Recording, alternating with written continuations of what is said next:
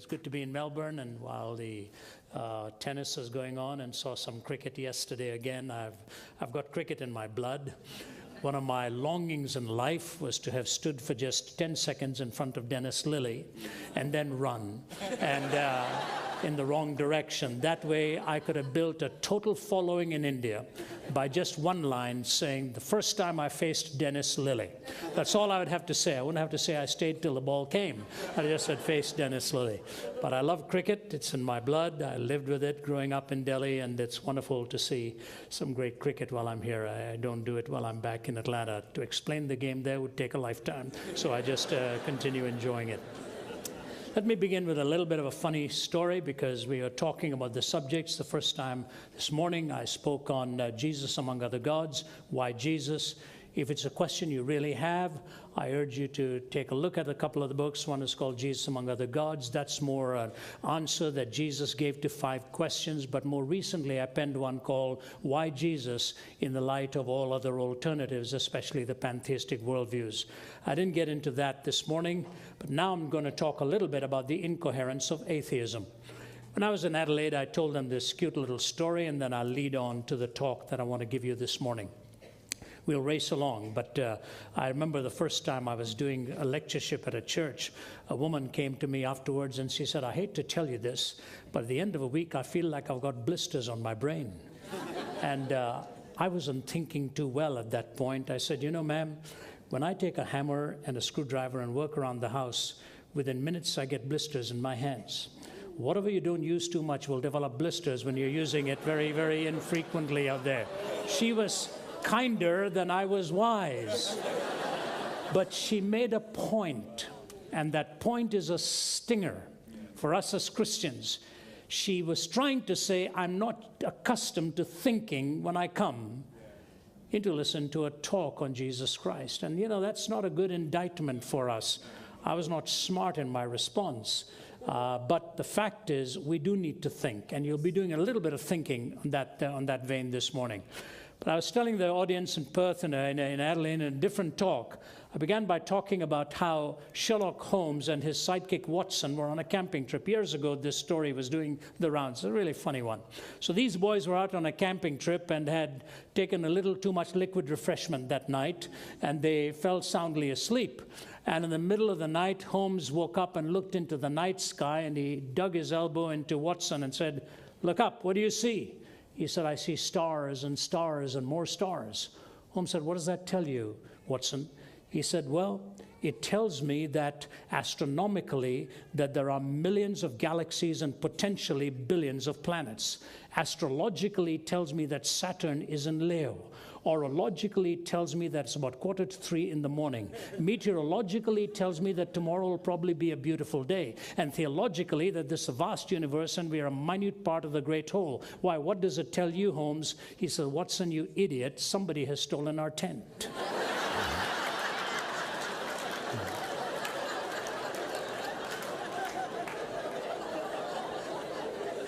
Have you ever sat in a lecture on philosophy and the end of it said, "What on earth is that all about?" I did my work in philosophy at Cambridge, and I listened to one of the most vociferous atheists, Don Cupid. And he wrote a book, saying farewell to God and taking leave of God. And when I remember after some of those lectures saying, what on earth did he just say? What did this have to do with anything related to the subject?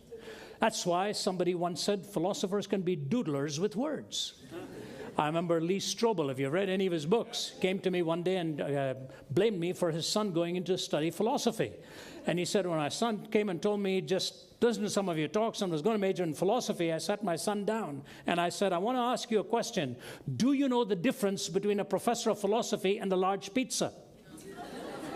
And he said, "What's the joke, Dad?" He said, no, do you know the difference between one who takes up philosophy to teach it and a large pizza? He said, "No, I don't know. What's the difference?" And Lee Strobel said that a large pizza can feed a family of 4. In other words, you ain't going to make much money doing this, boy. You better find something else. And yet we all ask philosophical questions. Did you hear of the guy who woke up one morning and told his wife that he thought he was dead? And his wife said, "You're not dead, you're talking to me." He said, "No, I think I'm dead." She could only reason with him that long, so she sent him to a bunch of doctors to get rid of him, and he came back every day saying, "I know I'm dead." So finally she put him in touch with a bunch of psychiatrists who sat as a team, and their only goal was to convince him of one thing: only living people bleed. Only living people bleed. So they went projectors and overhead data and all this, and he just sat put, and finally, fed up of this, after 2 or 3 days, he said, "Okay, I'll grant you that only living people bleed." One of the psychiatrists, pin hidden in the pocket, took it, plunged it into this man's arm, and the blood came spurting out. He looked at the blood and said, "Great Scott, I guess dead people bleed too." To some people, no amount of evidence will ultimately convince them to a contrary position. And I want you to know, when you deal with the subject like I'm dealing with this morning, the incoherence of atheism, I'm not kidding with the title. It is a totally incoherent worldview at its core, at its foundation. And yet the West keeps flirting with the idea that maybe we are the random product of time plus matter plus chance. We just happened to be here. One of the great philosophers I read, Anthony Flew, in the 1980s, the best known atheist in the Western world. I had to master everything Anthony Flew had written, studied, examined on it, all of that at a postgraduate level. And it was only about 10 years ago, Flew comes out of this whole thing and says, "I no longer can really hold to the atheistic worldview as being coherent." And people said, maybe he's become too old, to be thinking clearly. Fascinating that we hold on to a worldview. About last week when I was doing an open forum at UCLA in Los Angeles, I had a morning coffee with the leading philosopher of law at the university, by himself a defined skeptic. And he told me his own journey. And he says, "I'm now moving towards the possibility of theism after having lived my life now well into my 60s and finding how incoherent this naturalistic framework is." Now, I didn't put those words in his mouth. He's not yet crossed over into a theistic framework, but he says, "I'm straddling these two lines, unable to find a coherent answer in the atheistic worldview." But somebody wrote this years ago. First, dentistry was painless, then bicycles were chainless, and carriages were horseless, and many laws enforceless. Next, cookery was fileless, telegraphy was wireless, cigars were nicotineless, and coffee caffeineless. Soon oranges were seedless, the putting green was weedless, the college boy was hatless, the proper diet fatless. New motor roads are dustless, the latest steel is rustless, our tennis courts are sodless, our new religion godless. And believe me, it has the persuasive power of a new religion to try to convince yourself that actually there is no God. I want to read for you a few words, and actually extended words. So if you'll bear with me, there's about 3 or 4 paragraphs here. You may not be able to latch on to everything that he's saying, but hang in there. I'll try and at least expand on the main idea of what it is that this man is driving at. I'm talking about the German philosopher Friedrich Nietzsche, who was born in 1844, died in 1900 at the age of 56. Nietzsche was no ordinary guy, he was a genius. Ironically, his father was a pastor. Both of his grandfathers were in the ministry. But somewhere in his philosophical studies, he lost his faith in God. And he became the popularizer of the phrase, "God is dead." He said God is dead in the 19th century, philosophically unable to sustain the scrutinizing mind of an honest skeptic. But then he went on to make a fascinating comment, and in all of his books this emerges. He said, because God has died in the 19th century, 2 things are going to happen in the bloodiest century, in the 20th century. And he was right on both counts. He said the 20th century will become the bloodiest century in history, and a universal madness will break out. He was right on both counts. In the 20th century, humanity killed more people on the battlefield than the previous 19 centuries put together. And that the statistic was released by the 1970s. And ironically, Nietzsche took the step himself and spent the last 13 years of his life insane. Lying in a bed, weeks and weeks and weeks of silence. But in his clear thinking, he wrote this, and it's powerful. Those of you who've studied Nietzsche will know this, and for you who are unfamiliar with him, you'll hear the poignancy of his phrases here. Have you not heard of that madman who lit a lantern in the morning hours, ran to the marketplace and cried incessantly, I'm looking for God, I'm looking for God. And many of those who did not believe in God, they were standing together there. He excited considerable laughter from them. Have you lost him, said one. Maybe God's lost his way like a child, said another. Maybe he's hiding. Is he afraid of us? Has he gone on a voyage or emigrated? So they shouted and laughed him to scorn. But the madman sprang into their midst and pierced them with his glances. Where is God? He cried. I'll tell you, we've killed him. You and I. We are all his murderers. But how did we do this? How were we able to drink up the sea? Who gave us a sponge to wipe away the entire horizon? What did we do when we unchained this earth from its sun? Whither is this earth moving now? Whither are we moving now? Away from all suns, maybe? Are we not perpetually falling backwards, forwards, sidewards, and in all directions? Is there any up or down left? Are we not straying through an infinite nothing? Do we not feel the breath of empty space? Has it not suddenly become colder? Is not more and more night coming on us all the time? Must not lanterns now have to be lit in the morning hours? Do we not hear anything yet of the noise of the grave diggers who are burying God? Do we not smell anything yet of God's decomposition? God's decomposed too, you know. God is dead. God remains dead, and we have killed him. Now, how shall we, the murderer of all murderers, compose ourselves? That which was the holiest and mightiest of all that the world has possessed has bled to death under our knives. Who will wipe this blood from us? With what water can we purify ourselves? What festivals of atonement? What sacred games will we need to invent? Is this not the greatest of all deeds ever done, and maybe too great for us to handle? Must not we ourselves now become God, simply to seem worthy of what we have done? There's never been a greater deed, you know, and whoever is born after us for the sake of this deed will be a part of a different history than all history hitherto. Here the madman fell silent and again regarded his listeners. They too were silent, and they stared at him in astonishment. At last he threw his lantern to the ground, and it broke and it went out. I come too early, maybe. My time has not yet come. It has been related further that on the same day this madman entered diverse churches, and there sang a requiem, Eternum Deo. Let out and quieted, he said to have retorted each time, what are these churches now, if they are not the tombs and the sepulchres of God? God is dead. We have killed him. Do you notice the questions he asked? What games are we going to need to invent? Who gave us a sponge to wipe away the horizon?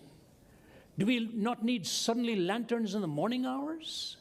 What he's really saying is, wherein lies the source of our transcendent dependence? Where do we get the wisdom from now? Where do we get the ideas from? Where do we get our definitions from? Who is going to define what it means to be human? The irony of what Nietzsche wrote is that Adolf Hitler picked up on the writings of Nietzsche and personally presented copies of Nietzsche's worldview. He talked about a higher history. Hitler talked about the Superman that is going to come, and that equality was a lie, said Hitler. Nietzsche said those very words. Hitler presented it to Stalin and to Mussolini personally. The writings of Nietzsche. The whole idea of the Third Reich was based ultimately on the superiority of some races over others and the extermination of the weaker. Nietzsche gave that philosophical strength and depth. And the idea was, if God is dead, we're going to have to come up with definitions of what it really means to be human and what it means to be good or wicked and so on. The incredible breadth of understanding, one has to give him the credit that at least he knew the ramifications of what he had done. Modern day guys like Richard Dawkins and all, they're sort of playing at backyard stuff compared to the philosophical sophistication of a person like Nietzsche, who knew he had to evaluate what these things involved. And so as I talk to you this morning, I want to talk to you on how important it is to truly and fully understand what happens if God doesn't exist. If there really is no God, where then does humanity find its what you call the ontic reference, the points of objective reference from which we can arrive at the definitions which we often look for and seek. The first is this, that if there is no God, ultimately we have to find out the answer very quickly for a moral law. Who defines good and evil? This, to me, is the only point I need in my life. I don't need anything beyond this, because atheism brings the hatpin to the heart of moral reasoning. All of the atheists have admitted how tough this actually becomes for people who need to define good and need to define evil. Now listen to an atheist from Canada, Kai Nielsen, on the problem of defining good and evil. He says, we have not been able to show that reason requires of us that we have a moral point of view, or that really rational persons, unhoodwinked by myth or ideology, need not, as a result of their belief, become individual egoists or classical amoralists. Reason doesn't decide here. The picture I have painted for you is not a pleasant one. Reflection on this actually depresses me. Pure practical reason, even with a good knowledge of the facts, will not take you to morality. That's an atheist saying that. The most noted Australian atheist, J.L. Mackie, says basically the same thing. He said the whole nature of moral reasoning has such an immense configuration to it that it is impossible to actually arrive at a rational defense of it apart from invoking a moral, personal first cause.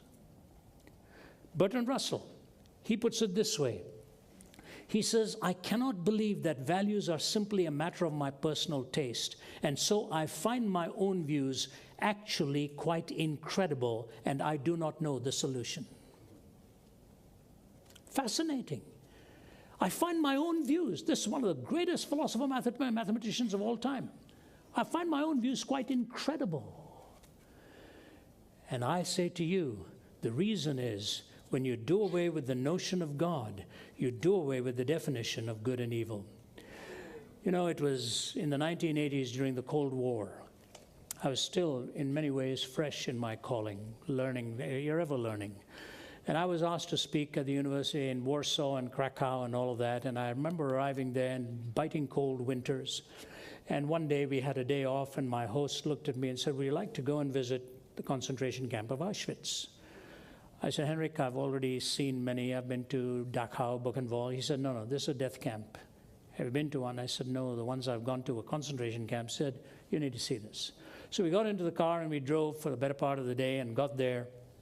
I wasn't prepared emotionally for what I was going to see. A lady in the audience just handed me a book and told me that her father was there. Viktor Frankl, the famed psychologist, had 2 terms in Auschwitz, and that's when he wrote his Man's Search for Meaning. And when you walk in there, if you're not emotionally prepared or you just want to be dismissive about it, you're really caught in no man's land in the beginning. And I remember going from room to room, and in one room, behind glass, there was 14,000 pounds of women's hair. As the women were scalped before taken into the gas ovens, where they were stacked up like slabs of meat against each other, and the gas was turned on, they were told they were about to have a shower. And one by one, they would collapse. In Auschwitz, they were killing them at the rate of 12,000 every day. And the most painful room was the room where you saw the children's suitcases and the children's shoes and the children's clothing. And pictures taken like this of twins, castrated boys, at the hands of Joseph Mengele to do genetic studies. He ran for the rest of his life, hid in the swamps somewhere of Argentina, and escaped the hand of justice till his dying day. Eichmann was caught there, but Mengele escaped. Now, why? And as I remember standing in this room, funnily, the man looked at me and he said to me, a man standing next to me said, what do you do for a living? I said, I'm a speaker, I'm a Christian philosopher, and so on. He said, you've got a lot to think about, haven't you? I said, what do you do, sir? He says, I'm a judge in New York. I said, we both have a lot of thinking to do. Most of those who came here came as a result of certain judgments that were made by them. And some teenage gals walked out of there sobbing, couldn't handle it. And just before the gas oven room were the words of Adolf Hitler, I want to raise a generation devoid of a conscience, imperious, relentless, and cruel. Malcolm Muggeridge's own journey into the Christian faith came when he saw eyeball to eyeball the kind of evil that he'd seen and what was going on in the former Soviet Union. He tells you story after story. And what happened when he wrote the book Winter in Moscow, and the journalistic world was mocking him for calling Stalin for what was actually happening. Now, the irony of Stalin's life is that he was actually preparing to go into the ministry. He was a seminary student, Joseph Stalin.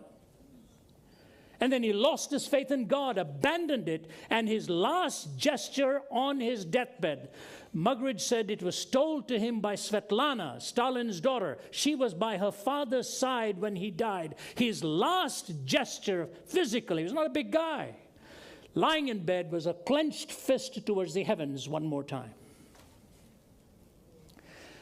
And Muggeridge said, a noted Western diplomat went to visit him when he was eliminating his own people, and he did 15 million of them. And the diplomat looked at him and said, Mr. Stalin, how long do you expect to keep doing this and expecting your people to follow you? He said, you want an answer? She said, yes. He called the waiter. It's a true story. Read Philip Johnson's biography of Stalin here. He called a waiter, and the waiter he said to the waiter, bring me a live chicken. So the waiter brings a live chicken. Stalin puts the live chicken and clutches it under his arm and starts defeathering it. And the chicken is trying to break free. Wouldn't let it go. Till it was kindly denuded, he put the chicken down, picked up a piece of bread, walked away, and bent down with the bread in his hand, and the chicken hobbled over, pecked away at the bread, and then nuzzled between his trouser legs for cover. And he looked at his visiting friend and he said, did you get your answer? I tortured that chicken. It'll follow me for food all of its life. People are like that chicken. You torture them and they will follow you for food the rest of their lives. And Stalin tried it in his nation. What does it mean to be human? Are we nothing more than a different degree from a chicken? You see, atheism, when it's carried to its logical outworking, exposes atheism in its total vulnerability. There is no foundation for value. Zero. Oh, I'm not saying an atheist is not a good person. He may choose to be good. She may choose to be good. But there's no rationally compelling reason by which to define good and evil. It's pure pragmatism. Pure pragmatism. And ask, that's what Kai Nielsen is saying. I cannot rationally come up with an answer. Yeah, pragmatically, he will say we need to live and let live, but that's just begging the question. Why? Why not just live supremely in power and in control? This whole issue is well portrayed. I like the poets sometimes more than I like the philosophers, because the poets can say things and seem lyrical in it, while they are expressing their vulnerability. Here's the journalist Steve Turner, who puts it very brilliantly, actually, tongue-in-cheek. He says, who are we now? This is our creed. We believe in Marx, Freud, and Darwin. We believe everything is okay, as long as we don't hurt anyone to the best of our definition of hurt and to the best of our definition of knowledge. We believe in sex before, during, and after marriage. We believe in the therapy of sin. We believe that adultery is fun. We believe that only taboos are taboo. We believe that everything is getting better despite evidence to the contrary. The evidence must be investigated, and you can prove anything with evidence. We believe there's something in horoscopes, UFOs, and bent spoons. Jesus was a good man like Buddha, Muhammad, and ourselves. He was a good moral teacher, although we think some of his good morals are bad. We believe that all religions are basically the same, at least the ones that we read were. They all believe in love and goodness. They only differ on matters of creation, sin, heaven, hell, God, and salvation. We believe that after death comes the nothing, because when you ask the dead what happens, they say nothing. If death is not the end, then the dead have lied, then it's compulsory heaven for all, excepting perhaps Hitler, Stalin, and Genghis Khan. We believe in Masters and Johnson. What's selected is average. What's average is normal. What's normal is good. We believe in total disarmament. We believe there are direct links between warfare and bloodshed.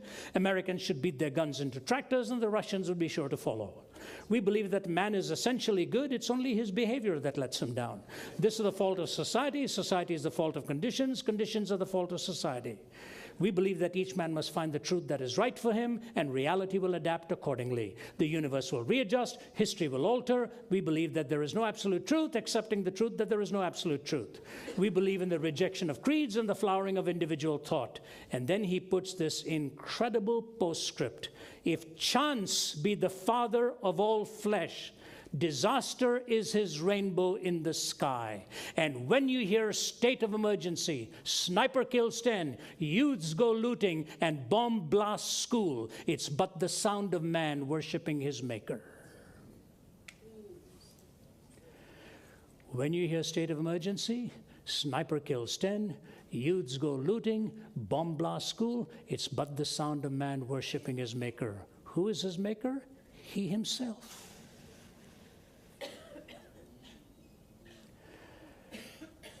One of the rock musicians wrote this: Cat's Foot, Iron Claw, neurosurgeons scream for more, from paranoia's poison door, 21st century schizoid man.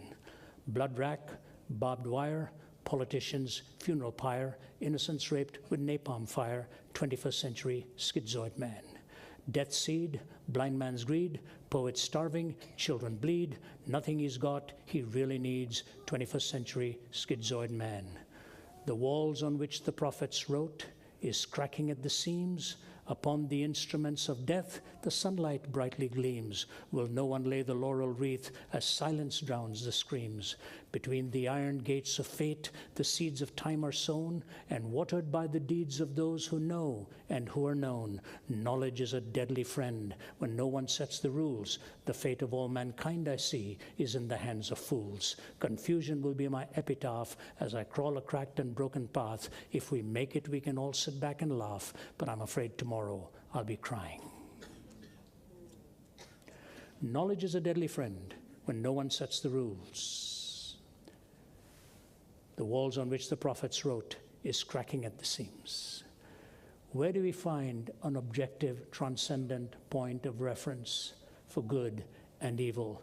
As far as I'm concerned, atheism dies the death of 1,000 qualifications, even prompting Richard Dawkins to make the comment once that he actually wondered if there was such a thing as evil.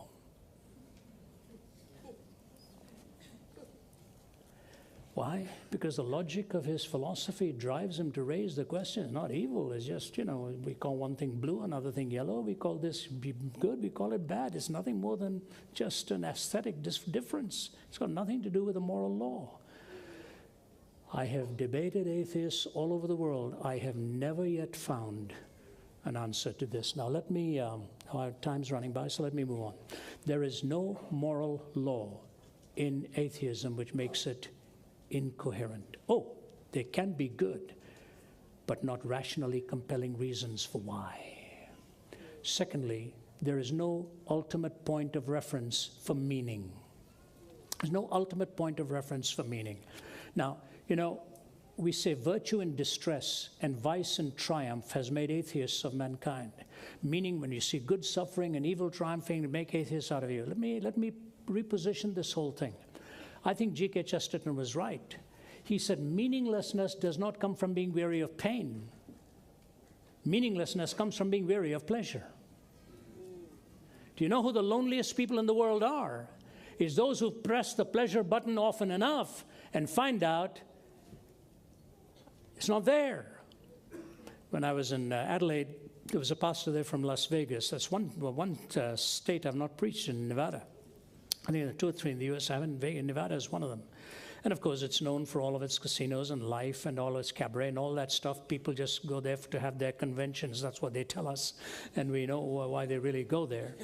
And I said, are you aware of the man who a couple of years ago committed suicide in one of these big casino hotels in Vegas? And he left a note on his bed.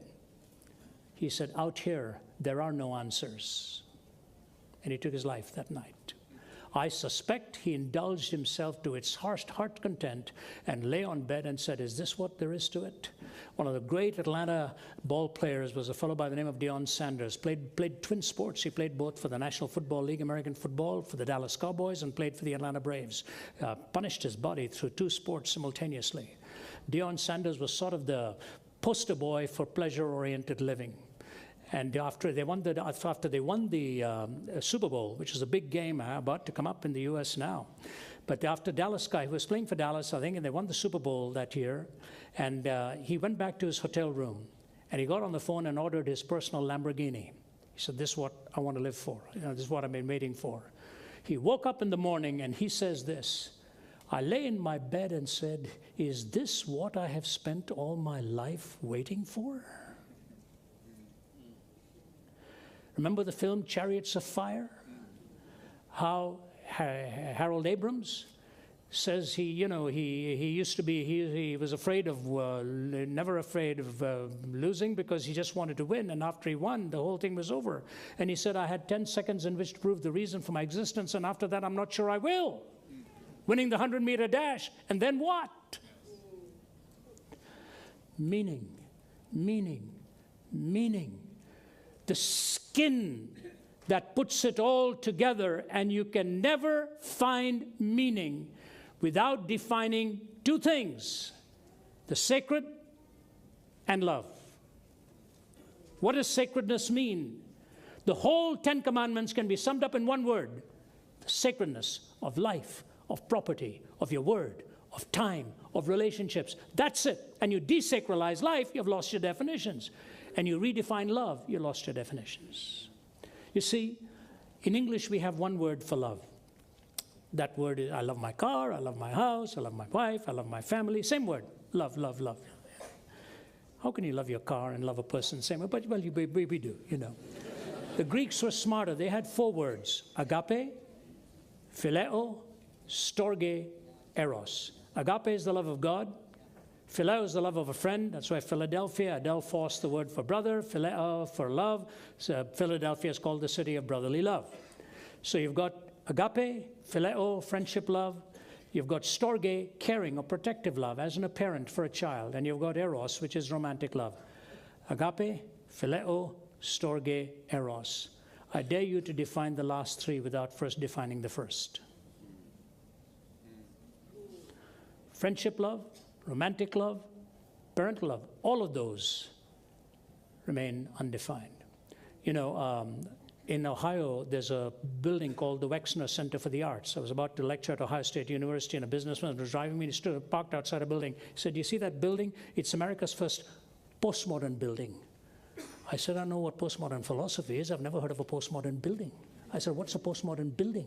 He said, the architect designed it by saying, since life doesn't have any meaning, why should our buildings have any meaning? I said, and so? He's got a building with staircases going nowhere, rooms serving no purpose at all kinds of odd angles with which you can do nothing. I said, Wexner Center for the Arts? A building with no purpose, no design? He said, yeah. He said, what do you think? I said, I have one question for him. Did he do that with the foundation as well?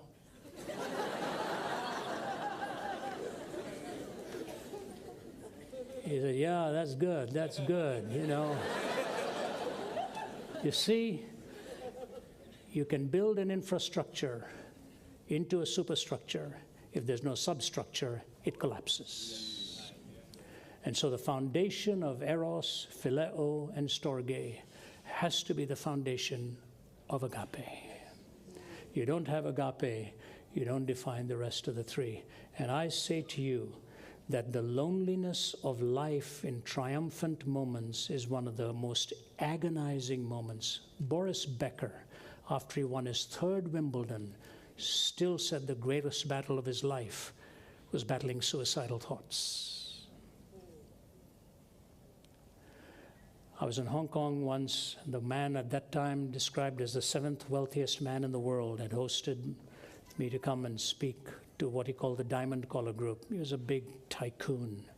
I'd never met him before. And he took us out for dinner, and I was sitting there with some of my colleagues. And I looked at him and I said, what made you turn to Jesus Christ? He said, one day I was standing atop my big building here, seventh wealthiest man in the world. That's what USA Today gave. The top 10, he was number 7 at that time. And he said to me, I phoned home one day and I said, Ingrid, I'm the loneliest man in the world. I don't know why. She said, I'm the loneliest woman in the world. He said, I'm coming home right now. He came back home and he said, what are we going to do? And she said, I don't know. Do you think we should go to church? He said, what church do we go to? She said, there's one opposite one of our apartment buildings that we own, and that way we won't have to pay for parking.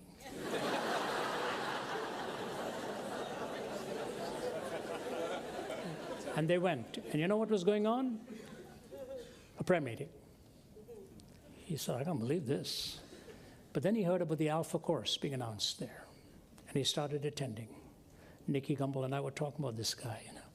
Third or fourth session of the Alpha course, he gave his life to the Lord. Why does a man with enough wealth to command whatever pleasure he wants feel so lonely? Because ultimate loneliness is that of the soul, not of the body. Ultimate loneliness is that of the soul and not of the body. One of the great thrills in my life is one by one to see our 3 kids come to love the Lord and the change that God brought upon them. Now I have the privilege of having all 3 of them and their spouses working with me in Atlanta. They're all scattered hither and yon. But when you bow your head around a table and you hear one of your own kids praying, thanking the Lord for that, you feel life has brought a greatest reward, much greater than anything your wallet could ever hold or anything that you can ever define. The greatest gift you can give your children is the gift of meaning, and you can never give them meaning without giving them the sacred and without giving them the agape love that God alone is big enough to give to them. Everything else is punctuated meaning, tiny little meanings with no ultimate meaning. But without God, there's really no moral law. Secondly, there is no meaning. Thirdly, without God, there is no hope. There is no hope. Without hope, I mean, what happens to life after it's 60 years and 10? I'm in my mid-60s now. I no longer look at life the way I looked at it when I was in my mid-20s or even 30s or 40s or even 50s for that matter. All of a sudden you're facing the 7th decade and you know the 60 years and 10 are coming up. Old age, I say, is no matter what anybody else says, it reminds you of something else. Because you've been around so much, no matter what somebody says, oh yeah, it reminds me of this, and they get very, very, very, very tired of that. And actually, old age is when you do drop a coin, you wonder whether the pain of picking it up is greater than leaving it on the ground. That's about it, If you've got my back, you know which way it is. All the gifts I get at Christmas now are helping me to pick things up. Clip this and clip that and clip that, and pretty soon this won't go. Hope. Hope. Konrad Adenauer, after the Second World War, invited Billy Graham to his office. He was looking at the ruins of his cities in Germany and became the chancellor. Billy Graham personally told us this story around a luncheon table. He said, Chancellor Adenauer brought me into his office, and he walked over towards the window and looked at the ruins of his city, and he said, Mr. Graham, I have a question for you. Tell me really, do you really believe Jesus Christ rose again from the dead? Do you really believe that? And he said, I paused knowing how sincere Mr. Adenauer was. And I walked up to him and I said, Mr. Adenauer, if I did not believe that Jesus rose again from the dead, I would have no gospel left to preach.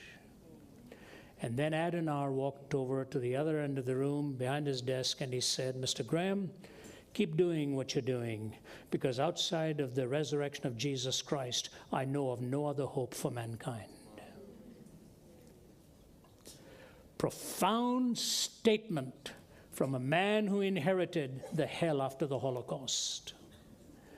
Outside of the resurrection of Jesus Christ, I know of no other hope for mankind. And I say to you this, look at the way Jesus talked about his resurrection. If he were a charlatan, if he were a fake, You know what he would have said? After I die, I will spiritually rise again. Now I ask you, how do you falsify a statement like that? You're looking at the body, but he said he would spiritually rise again. There's no way, it's not an empirically falsifiable statement even after the fact of the events. He gave such a notably falsifiable statement when he said, I will bodily rise again. Do you realize the empirical threat to a statement like that, where it could have been falsified within minutes after the death? And the body clung there, and 3 days later, still there. What do you think Pilate and all would have done with this? He said, I'll physically rise again.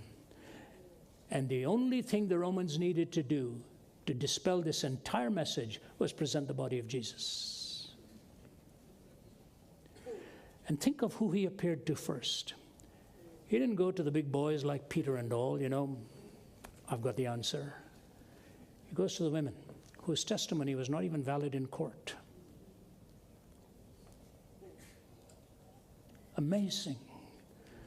And then in Luke 24, he appears and he's walking with these two disciples, and these two boys are historians. You know, they're talking about all that. And so they don't know Jesus with them. And so he's just walking in the midst, and they're talking about, he says, what are you boys talking about? And they say to him, are you the only one in Israel who doesn't know what's happened?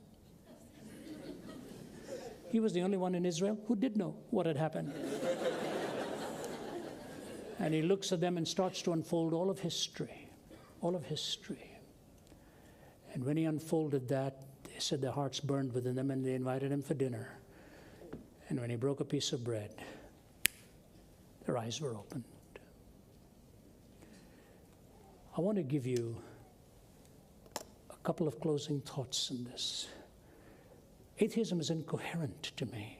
No basis for moral law. There's no skin to provide meaning except that which we pragmatically choose to do for ourselves. There's ultimately no hope. Bertrand Russell said this, we cling to unyielding despair, and on that I build my entire hope, and it shall all ultimately come to nothing, he said. And then the last step is this, if the atheist is wrong, there is no recovery. That was Pascal's point. He said, they challenge me to find meaning, I have found it in Jesus. And if I'm wrong and become nothing, I have nothing to regret. So I met their test of happiness. But if they have not met the test of truth and they're wrong, they have lost everything. Here's what I want to close with for you, very, very simply. It is this. When Jesus came, he was questioned many times. And one of them looked at him and asked him the most powerful question to split Rome against them. And he said to him, is it okay to pay taxes to Caesar? I wish so much Jesus had said no.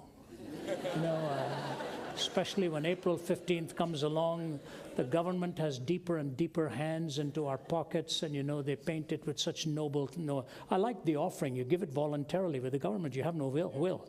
You better do it, or you're going to be writing books in prison somewhere. So, you know, Jesus looked at him brilliantly and said, do you have a coin? The guy says, yeah. He said, give me the coin. Jesus held the coin and said, whose image do you see on this? The fellow says, Caesar. He said, give to Caesar that which belongs to Caesar, and give to God that which belongs to God. If this fellow were a genuine questioner, he should have had a follow-up question. You know what the follow-up question should have been? What belongs to God? You know what Jesus would have said? Whose image is on you? Whose image is on you? Do you realize Jesus paid you the ultimate compliment in calling you as one made in the image of God? Atheism denies that. Which way do you want to go? You want to go the way of all flesh and live for time plus matter plus chance to extinction? The great American scientist Robert Jastrow, who was the head of NASA's Goddard Institute of Space, wrote a book called God and the Astronomers. And he said, for us scientists, I'm afraid this whole thing is going to end like a bad dream. We're going to scale the mountains of knowledge and climb higher and higher and higher. And we're going to climb up to the top and meet right there a bunch of theologians who've been sitting there for centuries.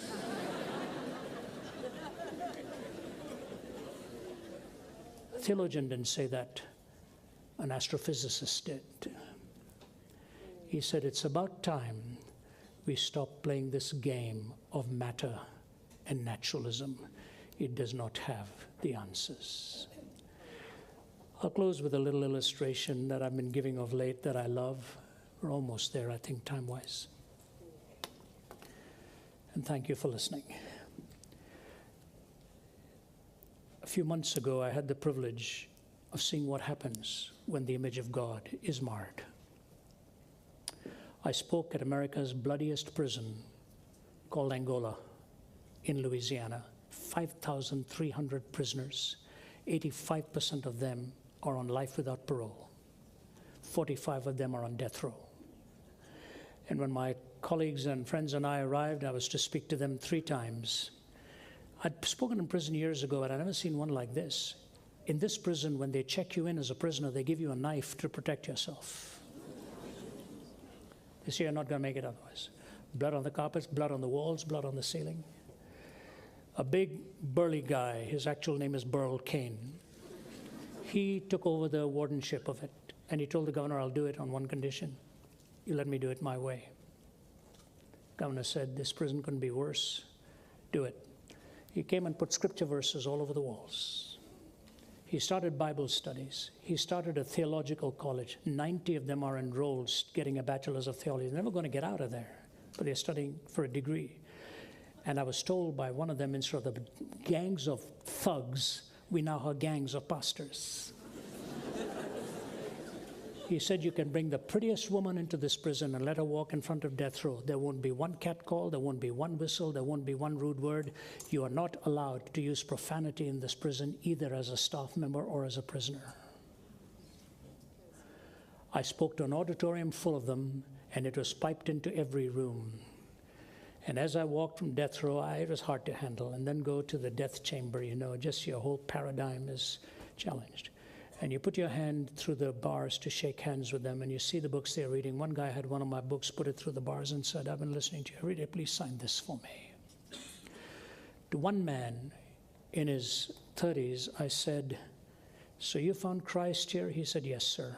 I said, can I ask you a personal question? He said, yes. I said, how does it feel to know you're never going to get out of here? See, there's 60 dogs out there, hounds, half wolf, half dog, with a 7% greater capacity for sale. You break out of that prison, they'll get you within minutes. You're never going to get out of here. He said, Mr. Zacharias, I don't think about that anymore, because what I found here in Christ has given me a freedom I never had there. My greatest prayer is for my parents who think they are free, but they're still in bondage because they don't know Jesus Christ yet. He led the worship that afternoon. I say to you what Matthew Paris, if I had time, I'd read you his article. Matthew Paris is an avowed atheist with a lifestyle that seemed to justify it. 2 years ago, he goes to Malawi and Africa, where he was raised. He came back and said, I am now forced to face the ultimate paradigm shift in my own life. I do not believe in God, but I have come face to face with what the Christian gospel alone can do. Maybe I'll read you the last line of that if I can, because it's so powerful how he ends it. He says, no, the NGOs are not going to be good enough. No, all kinds of good thinking is not going to be good enough. He ends his line by saying, the article by saying, the gospel is needed because the gospel alone can change the heart, the message of redemption. And he says, I'm shocked that I'm saying that. Powerful article. And then he ends with this, how can I, as someone with a foot in both camps, explain what I'm saying? And he goes on. He says, let me try an example. And he goes on to try to explain this. He can't come to any conclusion. And then he goes on to say this, those who want Africa to walk tall amid the 21st century global competition must not kid themselves that providing the material means or even the knowledge, know-how that accompanies what we call development will make a change here. No, a whole belief system has to be supplanted. And I'm afraid it has to be supplanted by another, removing Christian evangelism from the African equation. This is his last line. Removing Christian evangelism from the African equation may leave the continent at the mercy of a malign fusion of Nike, the witch doctor, the mobile phone, and the machete. Powerful article. Recently, he wrote another one, told the church not to abandon its faith in the face of liberalism. He said, what you've got is exactly what is needed to transform the world. If you're an atheist, I ask you to consider Christ. Consider Christ. Take the Gospel of John, ask him to speak to you in the quietness of your own setting. Say, Lord Jesus, if you're who you claim to be, speak to me. At the age of 17, I did it on a bed of suicide. These 5 decades have gone by and drawn me only closer and closer and closer to the conviction that he is the way, the truth, and the life. And outside of him, there are no answers. For atheism, there's no moral law. There's no ultimate point of reference for hope. There's no coherence for meaning. And if they're wrong, there's no recovery. In the Christian faith, you have his moral law, you have his hope, you have his meaning, and you recover all as you come to him and trust in him. May God richly bless you. Please pray with me.